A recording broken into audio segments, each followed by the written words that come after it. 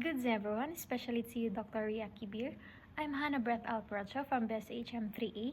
So in this video, I'm gonna discuss about the Chapter 8 that talks about the laws regulating accommodation establishments.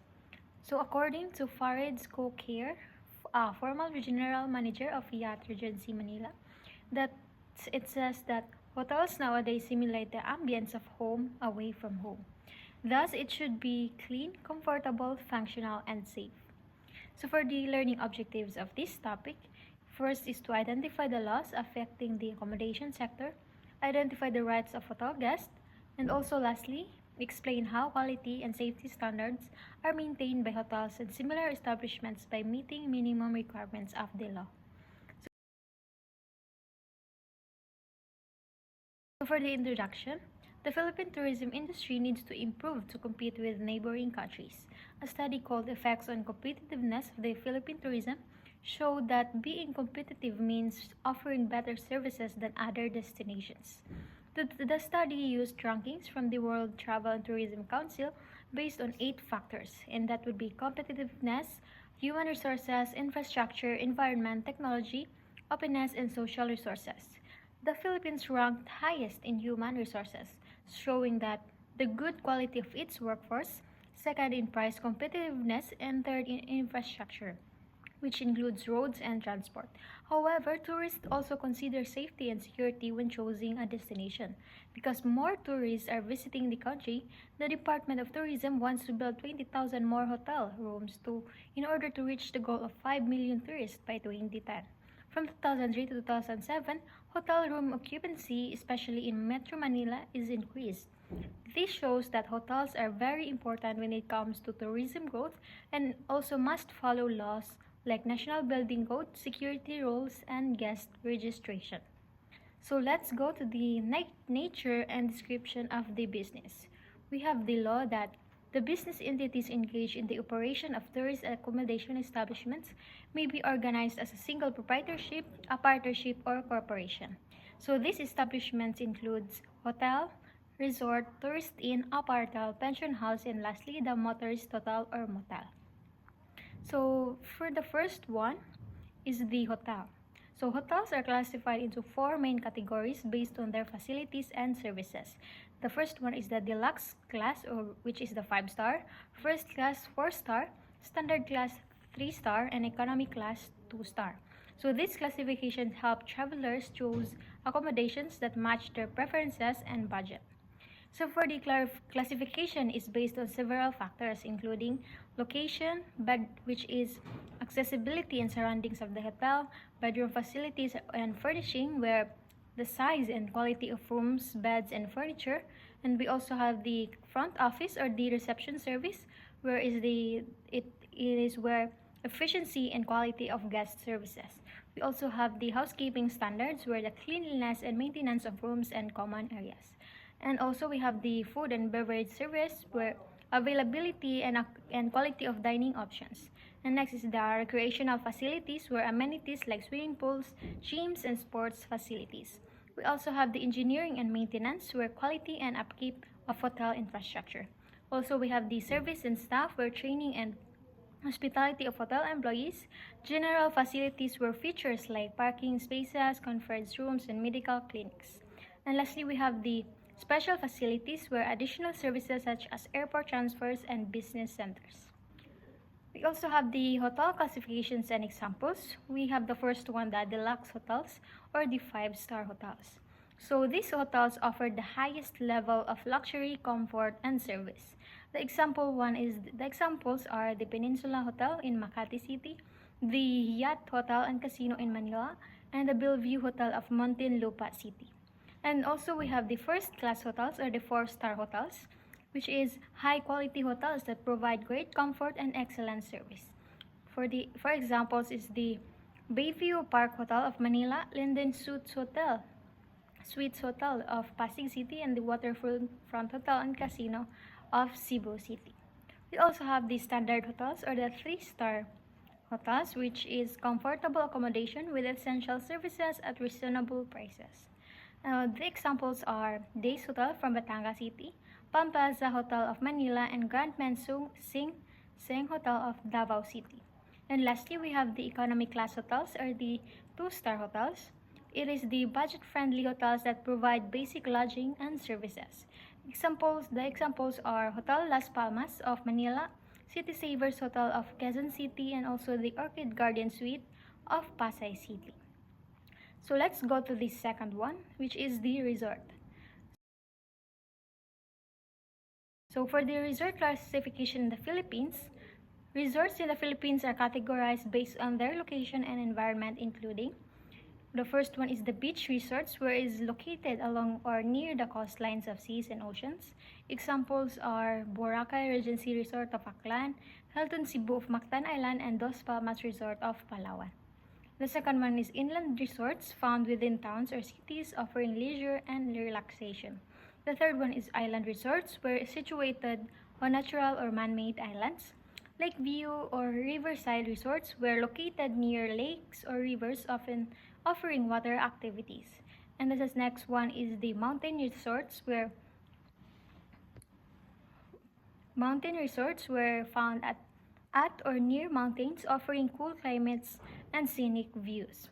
And we also have the special interest resorts, where it's designed for unique activities such as adventure sports, diving, or themed attractions. We also have the resort classification based on standards. So the resorts in the Philippines are further classified based on their facilities and services. The first one is the Class AAA. It offers luxury accommodations, high-end facilities, and premium services. The second one is Class AA, where it provides above-average amenities and comfort. The next one is Class A, where it has the basic but good quality accommodations and services. And the last one is the Special Interest Resort, where it focuses on unique themes or specialized activities such as water sports, diving, and ecotourism.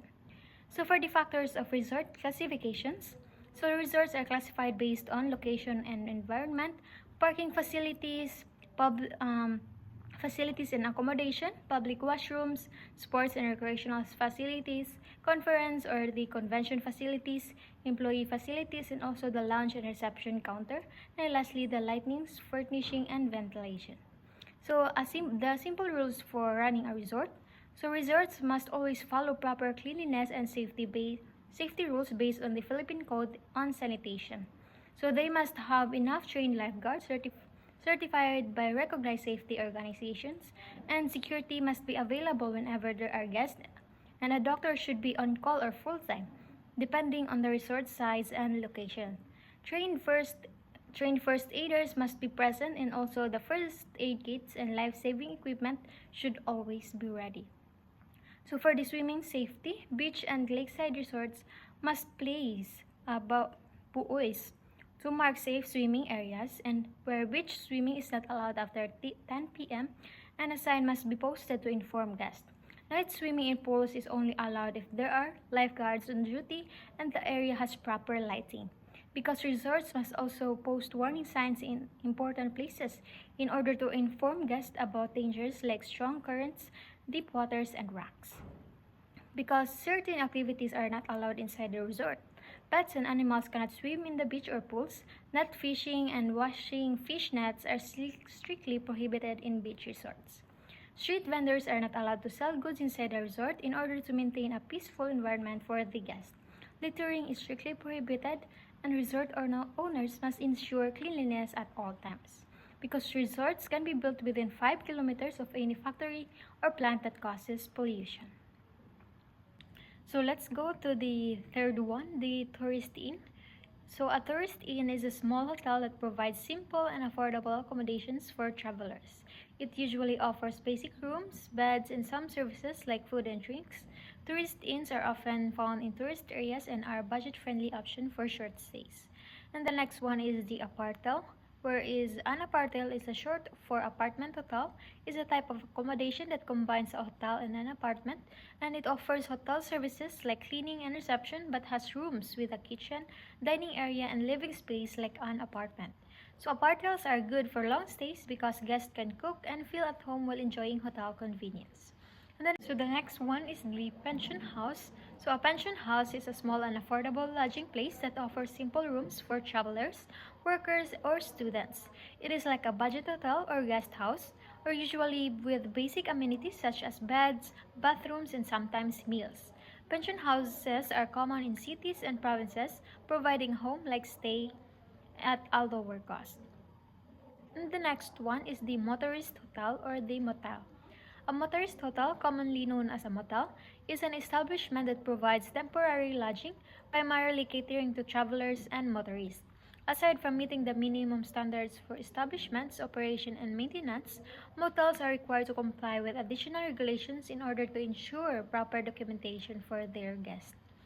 So let's go to the motel registry book requirements.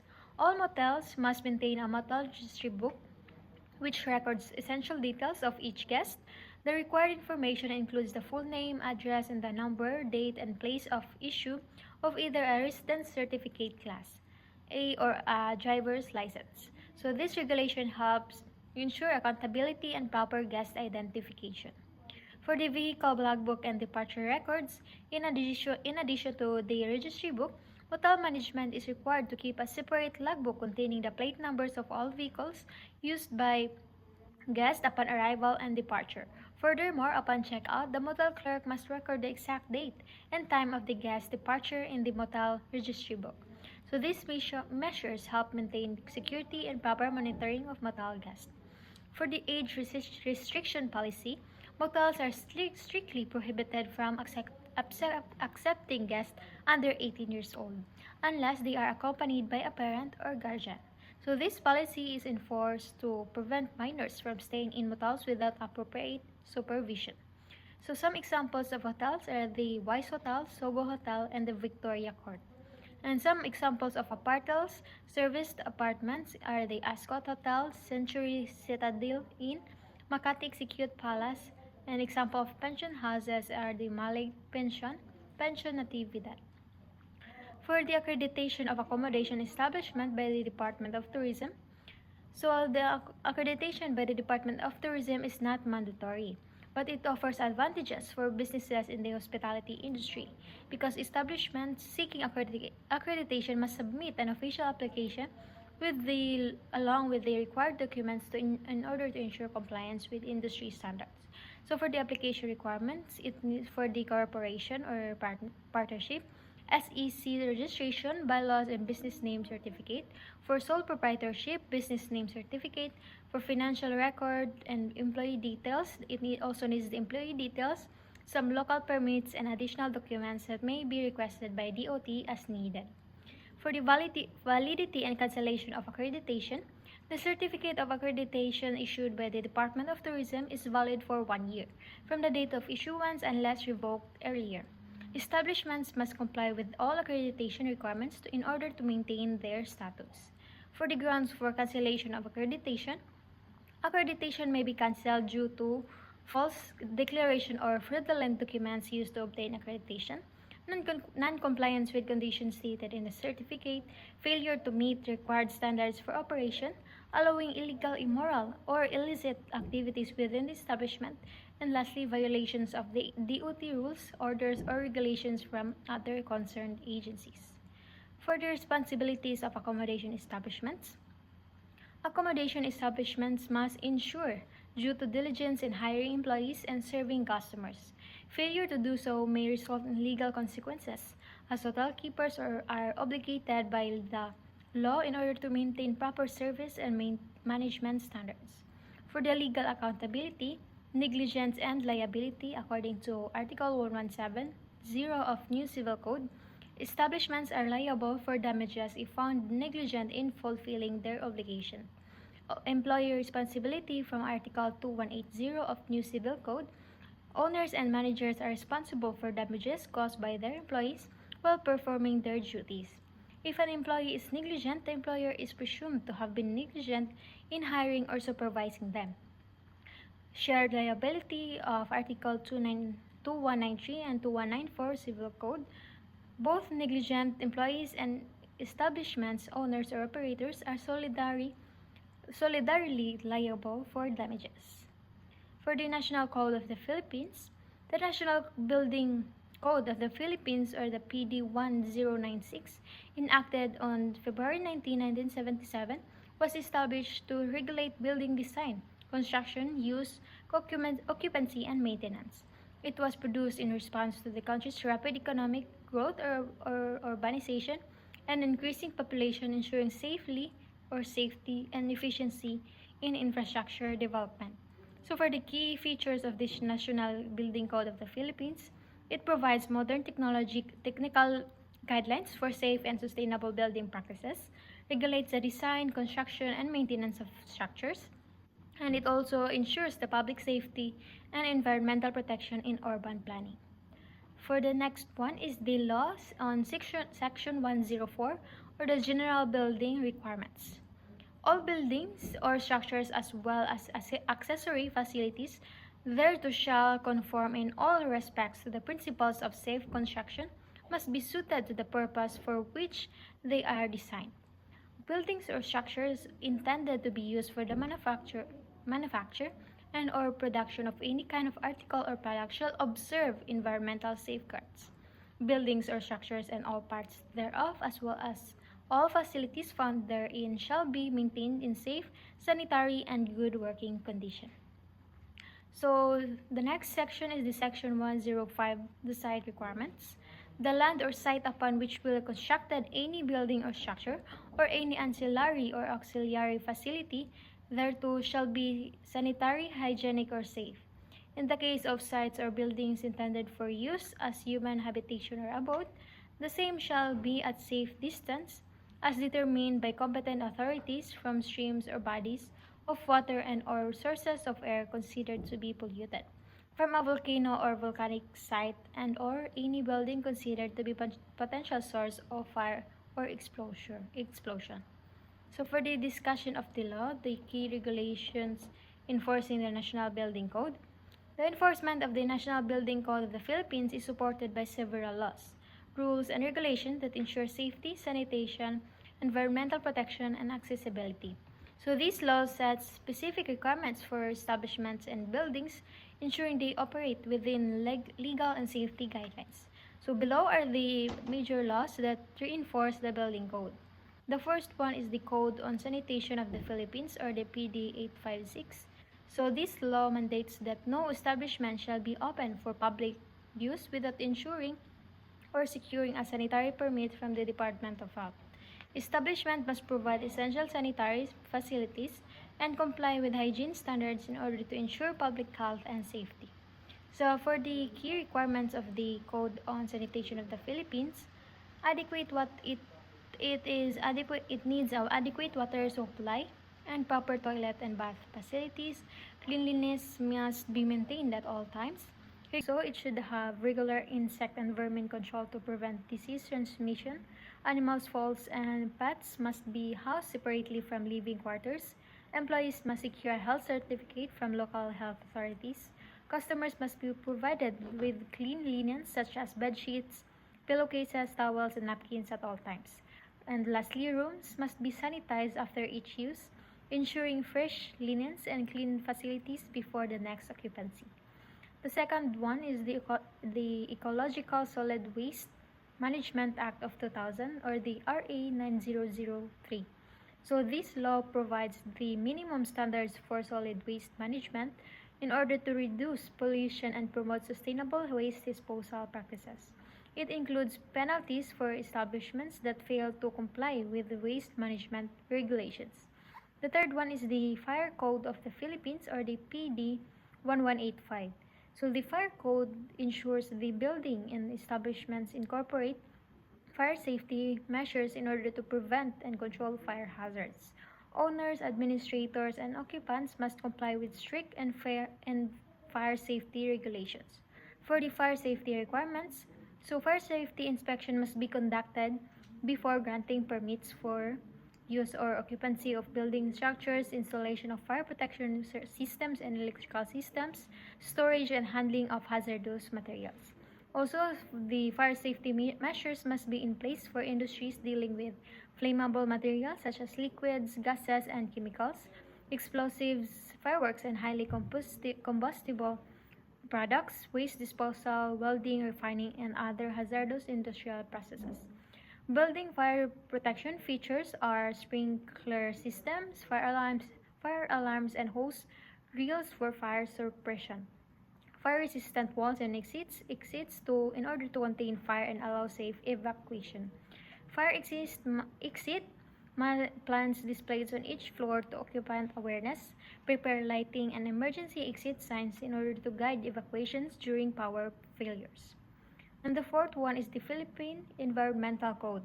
So this law sets minimum environmental standards for air and water quality management in order to reduce pollution, land use and conservation to protect natural resources, and lastly, waste management regulations to prevent environmental degradation. The fifth one is the Environmental Impact System, or the PD 1586 and AO 2003-230. This law requires establishments in order to secure an Environmental Compliance Certificate, or the ECC, before starting operations, especially for projects located in environmentally critical areas such as hotels and resorts, and the Department of Environment and Natural Resources regulates compliance. The sixth one is the rules and regulations for the accreditation of tourism establishments. The Department of Tourism provides accreditation for hotels, inns, resorts, and other accommodation facilities to ensure they meet industry standards, while accreditation is not mandatory, but it enhances the marketability and ensures compliance with tourism quality standards. The seventh one is the law to enhance mobility of disabled person. So this law requires building accessible to the public to have architectural features that enhance mobility for persons with disabilities. No construction or renovation permits shall be issued without the following. These are the sidewalks, ramps, railings, and accessible pathways, designated parking spaces for disabled persons, and also building modifications to accommodate individuals with mobility challenges. So for the building permits, legal provisions and requirements, the law on building permits. So a building permit is a crucial requirement before any construction, alteration, or renovation of a structure can take place. It ensures that all buildings comply with safety, zoning, and environmental regulations. So according to Section 301, the building permits, no individual, firm, or organization is allowed to construct, erect, or modify a building without first securing a building permit from the building official assigned to the location of this structure. The permit serves as proof that the construction projects adheres to legal and safety standards. So this Section 301 states that no person, company, or group is allowed to build, put up, change, or fix any type of building or structure without first getting a building permit. So this permit must be obtained from the building official assigned to the area where the construction will take place. So the building permit is an important document that ensures the construction follows government laws, zoning rules, and safety standards. And it also helps make sure that buildings are strong, safe, and do not cause harm to the people or the surrounding environment. So without this permit, construction is considered illegal and may result in penalties, fines, or even the demolition of the structure. For the second section is the Section 302, the application for building permits. To obtain a building permit, applicants must submit a formal request that includes the following essential information, and these are the description of the work to be covered by the permit, proof of ownership of the land where the construction will take place, such as an original certificate of the title, transfer certificate of the title, or lease contract if the applicant is not registered owner. And also, if it needed the intended use or occupancy of the proposed building, an estimated cost of the proposed work, ensuring transparency in project valuation. So additionally, applicants must submit at least 5 sets of construction plans, prepared, signed, and sealed by the first one is a registered architect or civil engineer, a registered electrical engineer, and also a licensed sanitary engineer or master plumber. So these building permits really play a vital role in maintaining safety, order, and compliance in construction projects. It's securing the necessary permits before the construction begins, and it ensures that all structures meet legal standards, protecting both the builders and the future occupants. Adherence to this regulation contributes to the safety, sustainability, and efficiency of urban and rural developments in the Philippines. For the general requirements for all buildings by use or occupancy, the Law on Building Location and Fire Resistance. The National Building Code of the Philippines provides specific regulations regarding the location and fire resistance of buildings to ensure public safety and proper urban planning. So for the first section is the section 704, location on property. For the general rule, no building shall be constructed unless it adjoins as or has direct access to public space, yard or street on at least one of its sides. This requirement ensures easy access for residents, emergency responders, and public utilities such as water and electricity services. The second one is the fire resistance of walls. Exterior walls must have fire-resistant materials and proper opening protection to prevent the spread of fire. The specific fire resistance and rating depends on the type and height of the building as well as its proximity to other structures. So for the discussion of the law, under the National Building Code, accommodation establishments such as hotels, boarding houses, and apartment buildings fall under Group B occupancies. And the definitions of Group B occupancies, it includes multiple dwelling units such as boarding house or lodging houses, hotels, and apartment buildings, or other establishments accommodating more than 10 people and designed for long-term and transient occupancy. So for the importance of the location requirement, it ensures convenient access to public roads and spaces, facilitates safe evacuation during emergencies, and allows efficient urban planning and zoning compliance, supports fire safety by preventing buildings from being too closely packed together. The general requirements for building location and fire resistance ensure safety, accessibility, and compliance with urban development plans. Buildings, especially accommodation establishments, must adhere to these legal provisions in order to guarantee the well-being of occupants and the surrounding community. So for the light ventilation requirements in building, based on Articles 801, 811 of the National Code of the Philippines, it shows the light and ventilation in buildings. So light and ventilation refers to the provision of natural light and fresh air circulation in a building. These are fundamental in architecture and engineering to ensure comfortable, healthy, and energy-efficient environment. And also, it is inadequate lighting and ventilation can lead to health risks, structural damage, and non-compliance with building regulations. For the general legal provisions in Article 801, general requirements of light and ventilation, it is subject to the provisions of the Civil Code of the Philippines on easements of light and view. And to provisions of this part of the code, every building shall be designed, constructed, and equipped to provide adequate light and ventilation. Also, all buildings shall face a street or building alley or a private street which has been duly approved. So in this article, it states that all buildings must be designed and built in a way that provides enough natural light and proper airflow to ensure a safe and comfortable environment. The design must follow the rules in the Civil Code of the Philippines regarding light and ventilation, as well as the specific regulation in the building code. Additionally, every building must be located along a public street, alley, or an approved private road to ensure proper access and ventilation, because these requirements help improve safety, comfort, and overall living conditions inside buildings. And the second article is the Article 806, the size and dimensions of rooms. Minimum sizes of rooms and their least horizontal dimensions shall be as follows. Rooms for human habitations are 6 square meters with at least dimension of 2 meters. Kitchens are 3 square meters with the least dimension of 1.5 meters.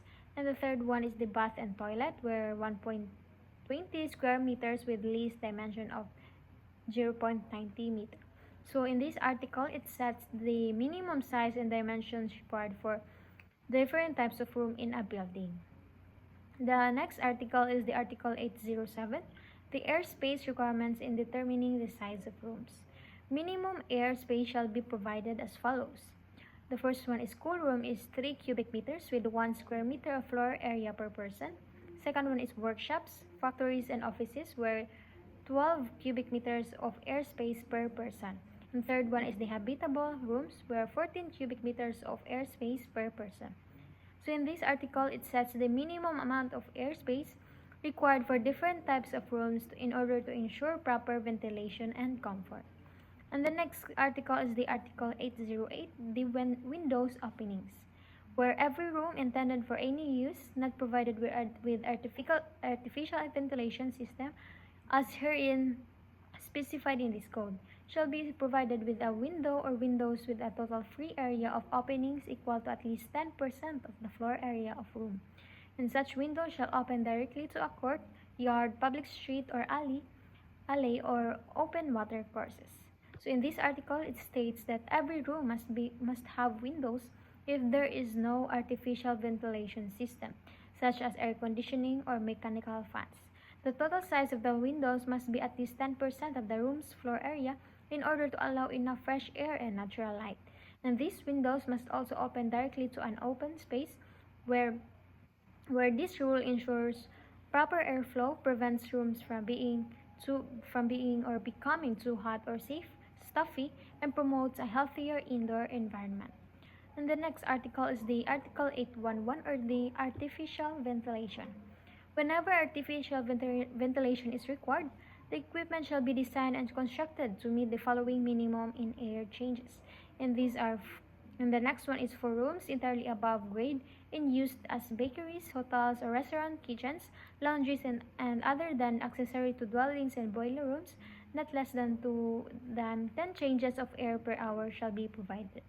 So this article explains that the requirements for artificial ventilation systems in buildings.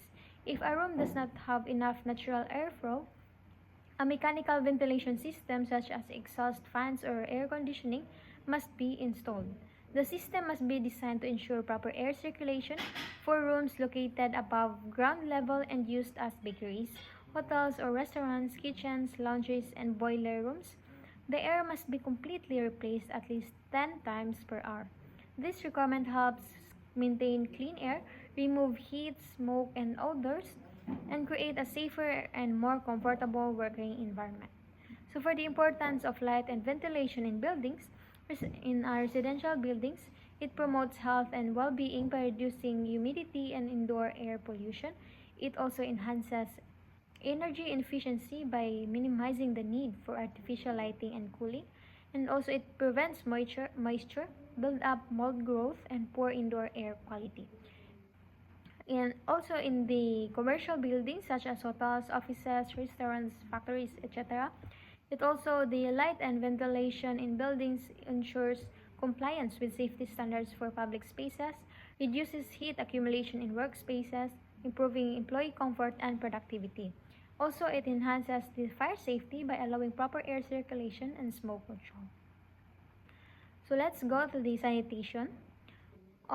According to Section 901, the general requirements, subject to the provisions of Book 2 of the Civil Code of the Philippines on property, ownership, and its modification, all buildings hereafter erected, altered, remodeled, relocated, or repaired for human habitation shall be provided with adequate portable water supply, plumbing, installation, and suitable wastewater treatment or disposal system, storm water drainage, pest or vermin control, noise abatement device, and such other measures required for the protection and promotion of health of persons occupying the premises and other living nearby. So in this section 901, it states that all newly built, modified, relocated, or repaired buildings meant for people to live in must have proper sanitation system in order to ensure health and safety. These buildings must have a clean and safe water supply, a proper plumbing system, and an efficient way to treat or dispose of wastewater to prevent pollution and health risks. Additionally, they must have a storm water drainage to prevent flooding and pest and vermin control to avoid infestation and noise reduction measures to minimize disturbances. Other necessary health and safety measures must also be followed to protect both buildings' occupants and the surrounding community. For the section 1201, and the general sanitation requirements for buildings. Buildings proposed for construction shall comply with all the regulation and specifications herein set forth governing quality, characteristics and properties of materials, methods of design and construction, and also the type of occupancy and classification. So this section states that all buildings plans for construction must follow the rules and standards set in the building code. So these rules cover the quality and properties of materials used and the methods of design and construction and the type of occupancy and classification of the building such as residential, commercial, or industrial. So following these regulations ensures that buildings are safe, durable, and suitable for their intended use. So let's go to the structural integrity and foundation. The stability and safety of buildings depend on the quality of materials and structural design. As per the Civil Code of the Philippines, lateral and subjacent support must be provided in excavations, footings, and foundation. These components should be appropriately sized and capable of withstanding seismic activities and other external forces that may affect the building's stability. The responsibility of designing suitable footings and foundation rests on architects and engineers ensuring compliance with accepted engineering practices. For these fire safety and egress requirements or the exit and stairway regulations, by ensuring compliance with these design and construction requirements, buildings remain structurally sound, fire safe, and accessible, prioritizing the safety and convenience of occupants and the public. The next one is the registration of guests and occupants. From the law of the Civil Code of the Philippines, it gives the provisions for necessary deposits made by travelers in hotels or inns. This implies the need for the registration of guest and or occupant in accommodation establishments.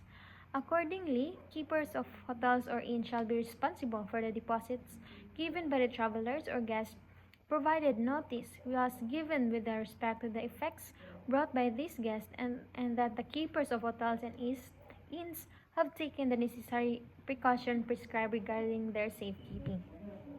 According to the Civil Code of the Philippines, that hotels and inns must register all guests and occupants staying in their establishments.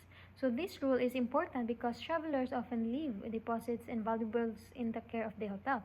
That's why the hotel or inns is responsible for keeping these items safe, but only if the guest has properly informed them about their belongings. To ensure security, hotel owners must also follow the required safety measures for protecting guest valuables. This regulation helps establish accountability and ensures that both guests and hotel management understand their responsibilities regarding deposits and safekeeping. So the scope of hotel liability that hotels are liable for cost or damage guest property in the following cases. If the loss or damage is caused by the hotel employees or third parties, if a thief or robber steals guest belongings. However, hotel keepers are not liable when loss or damage results from the force majeure. The loss is due to the negligence or actions of the guest, their family, or visitors. Because according to the DOT Memorandum Circular Number 2006-209, the Department of Tourism issued that to establish safety and security protocols for hotels, resorts, and similar establishments under this law that all guests, visitors, and joiners must be registered using valid identification, and also hotels must maintain a record of all vehicles transporting guests, including the vehicle make, model, color, and plate number. Failure to comply with this memorandum can result in the review of the establishment's DOT accreditation, affecting its ability to operate legally. So let's go to the National Homestay Program, adoption of safety and security measures in hotels, resorts, and other similar. According to the DOT Memorandum Circular Number 206-209 Series of 2006, under DOT Memorandum, that all DOT accredited hotels, resorts, and other accommodation establishments are enjoined to adopt and implement the mandatory requirement of registrations of guests and occupants.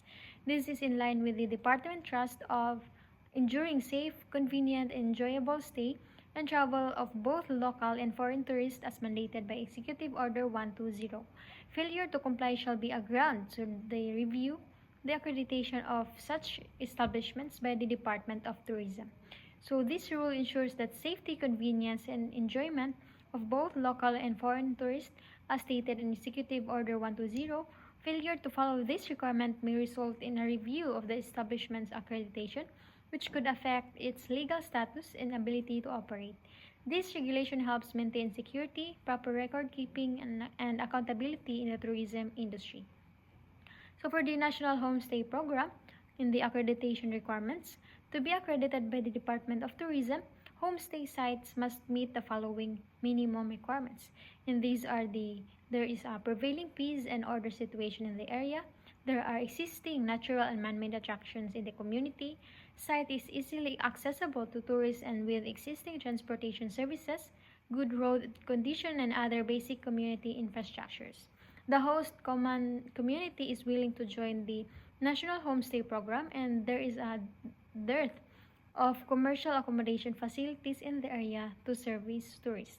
So the National Homestay Program ensures that tourists have safe, accessible and culturally immersive lodging options in areas with limited commercial accommodations.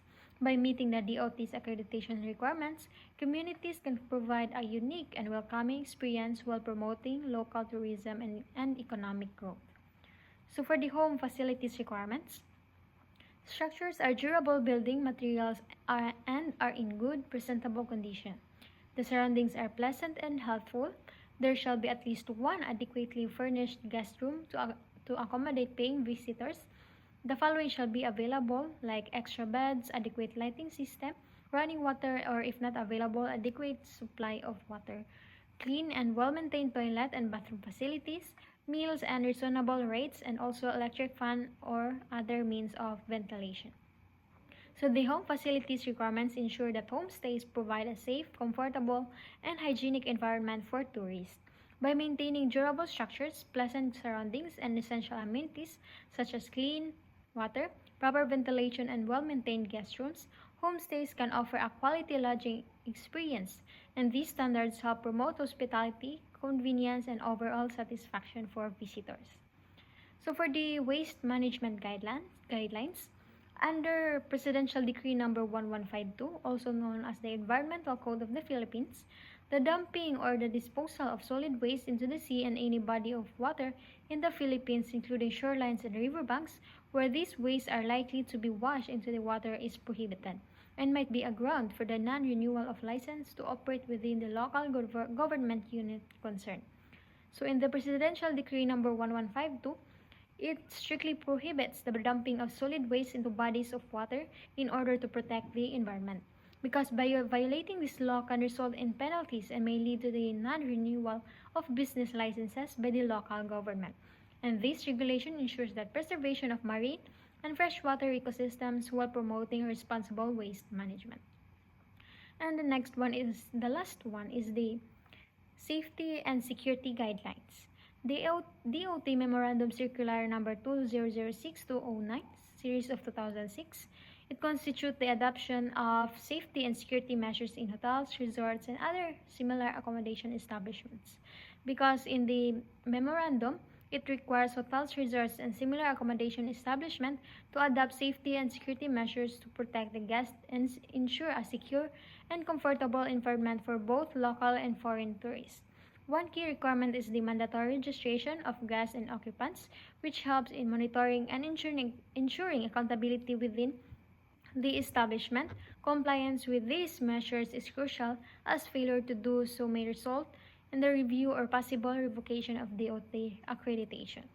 So the implementation of safety and security measures in hotels and resorts plays a vital role in maintaining trust and confidence in the tourism industry. By following this regulation, establishments contribute to a safe, convenient, and enjoyable experience for travelers while ensuring their continued accreditation and operation under the Department of Tourism. So let's go to the conclusion. The Philippine tourism industry must continue improving to remain competitive with neighboring countries. While the country excels in human resources and price competitiveness, there are still areas that need attention such as safety and security. The increasing number of tourists highlights the need for more hotel rooms and better infrastructure to support tourism growth. Ensuring hotels comply with regulations, including the National Building Code and security policies, will help maintain quality services. By addressing these challenges, the Philippines can attract more visitors and strengthen its position in the global tourism market.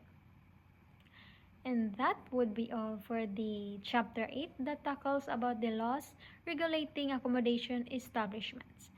Thank you for listening and goodbye.